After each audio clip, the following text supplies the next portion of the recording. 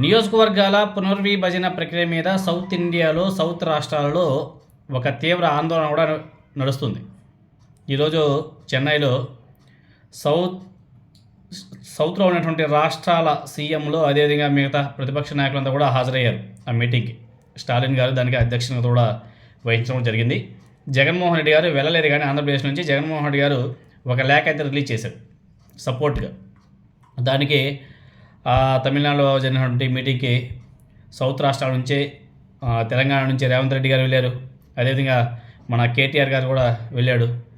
ఇంకా కర్ణాటక నుంచి CM, deputy CM, తర్వాత కేరళ నుంచి కూడా సీఎం గారు విజయ్ పినరాయ్ గారు వెళ్ళడం జరిగింది. ఇలా అన్ని రాష్ట్రాల నుంచి వెళ్ళారే కానీ మన తెలుగు రాష్ట్రాల నుంచి ఎవరు వెళ్ళకపోవడం ఇక్కడ గమనార్హం. అంటే జగన్మోహన్ రెడ్డి గారు సపోర్ట్ చేశారు కానీ జగన్మోహన్ రెడ్డి గారు వెళ్ళలేదు. ఒక లెటర్ అయితే రిలీజ్ చేశాడు, ప్రధానమంత్రికి ఒక లేఖ అయితే రాశాడు. రాబోయే 2026 డీలిమిటేషన్ ప్రక్రియలో దక్షిణాది రాష్ట్రాలకు అన్యాయం జరగకుండా చూడాలని చెప్పేసి ఆయన విజ్ఞప్తి చేస్తూ ఒక లేఖ అయితే రాశాడు. అదేవిధంగా జనాభా నియంత్రణ మీద కేంద్ర నిబంధనలను దక్షిణాది రాష్ట్రాలు కఠినంగా పాటించాయి. ఇప్పుడు ఇదే కారణం దక్షిణాది రాష్ట్రాలను ఆందోళనకు గురి చేస్తుంది. జనాభా ఆధారంగా డీలిమిటేషన్ చేపడితే తమ రాష్ట్రాల్లో నియోజకవర్గాలు ఖచ్చితంగా తగ్గిపోతాయి. జనాభా లెక్కల ప్రకారం ఈ డీలిమిటేషన్ లేకుండా చూడాలని చెప్పేసి ప్రధానమంత్రికి జగన్మోహన్ రెడ్డి గారు చాలా స్పష్టంగా లేఖలు కూడా రాయడం జరిగింది. అదేవిధంగా పార్లమెంట్లో తీసుకునే విధాన నిర్ణయాల్లో రాష్ట్రాలకు సమాన భాగస్వామ్యం కల్పించేలా ఉండాలి. లోక్సభ, రాజ్యసభలో ఏ రాష్ట్రానికి ప్రాతినిధ్యం దక్కకుండా నియోజకవర్గాల పునర్విభజన చేపట్టాలని చెప్పేసి కోరుతున్నట్టు తన లేఖలో కూడా చాలా స్పష్టంగా కూడా రాయడం కూడా జరిగింది. అదేవిధంగా పార్లమెంట్లో సమాన భాగస్వామ్యం కోసం రాష్ట్రాల ప్రాతినిధ్యాన్ని తగ్గించకుండా డీలిమిటేషన్ చేపట్టాలని చెప్పేసి జగన్మోహన్ రెడ్డి గారు ప్రధానమంత్రి మోదీ గారికి రాసిన లేఖలో కూడా చాలా స్పష్టంగా రాయడం జరిగింది. అదేవిధంగా డీలిమిటేషన్ అంశం మీద కేంద్రంలోని బీజేపీ అదేవిధంగా తమిళనాడు అధికార డిఎంకే మధ్య ఒక రాజకీయ యుద్ధం అయితే ముదురుతుంది. ఈ నేపథ్యంలోనే తమిళనాడు సీఎం స్టాలిన్ గారు అధ్యక్షతన ఈరోజు అఖిలపక్ష సమావేశం కూడా ప్రారంభమైంది.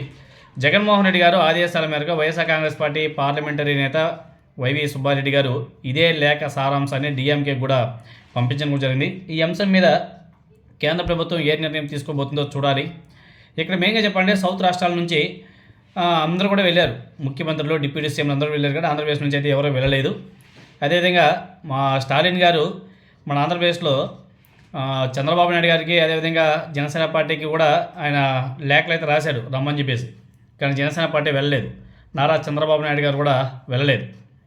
మరి ఏమో నారా చంద్రబాబు నాయుడు గారికి మోదీ గారి మీద ప్రేమ ఉంది కాబట్టి మేబీ ఆ మీటింగ్కి వెళ్లకుండా ఉండొచ్చేమో.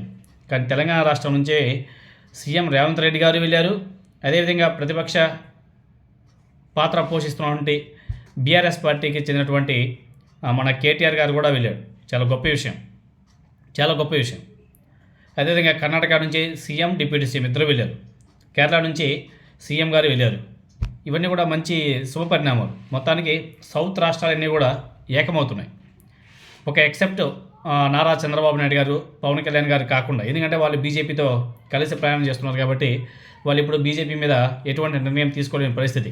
ఒకవేళ బీజేపీకి అగెనెస్ట్గా వీళ్ళేమైనా నిర్ణయం తీసుకుంటే ఎవరు ఏ విధంగా ఉంటుందో మనకందరికీ కూడా తెలిసిందే.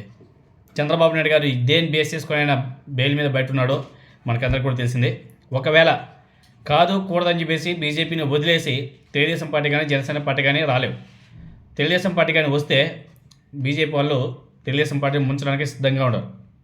ఆల్రెడీ తెలుగుదేశం పార్టీకి చెందిన కొంతమంది ఎమ్మెల్యేలు బీజేపీతో టచ్లో కూడా ఉన్నారంట. కాబట్టి నారా చంద్రబాబు నాయుడు గారు ఇప్పటికప్పుడు అటువంటి డెసిషన్లు అయితే తీసుకోడు. ఈ డీలిమిటేషన్కి అగెనెస్ట్గా పోరాటాలు చేయడం, మాట్లాడడం అలాంటివి చేయడు. ఇదే మొత్తానికైతే అన్యాయం జరుగుతున్నటువంటి సౌత్ రాష్ట్రాలకు ఈరోజు మంచి శుభ పరిణామం కూడా స్టార్ట్ అయ్యాయి. ఇలానే కొనసాగాలి. ఎందుకంటే సౌత్ రాష్ట్రాల నుంచి ఎక్కువ ట్యాక్స్ డబ్బులంతా కూడా కేంద్రానికి వెళ్తుంది. సౌత్ నుంచే వెళ్తుంది ఎక్కువగా. ఇక్కడ నుంచి వెళ్ళిన డబ్బుల్ని అక్కడ బాగా పంచుతున్నాడు. ఇక్కడ నుంచి వెళ్ళే డబ్బులతో నార్త్లో పంచుతూ సౌత్ రాష్ట్రాలకు అన్యాయం చేయడం అంటే అది ఒక రాజకీయంగా దెబ్బతీయడమే. ఎందుకంటే బీజేపీకి సౌత్లో చాలా తక్కువగా ఇది ఉంది. దాన్ని పెంపొందించుకోవడం కోసం ఏదేదో తహతహలాడుతున్నారు.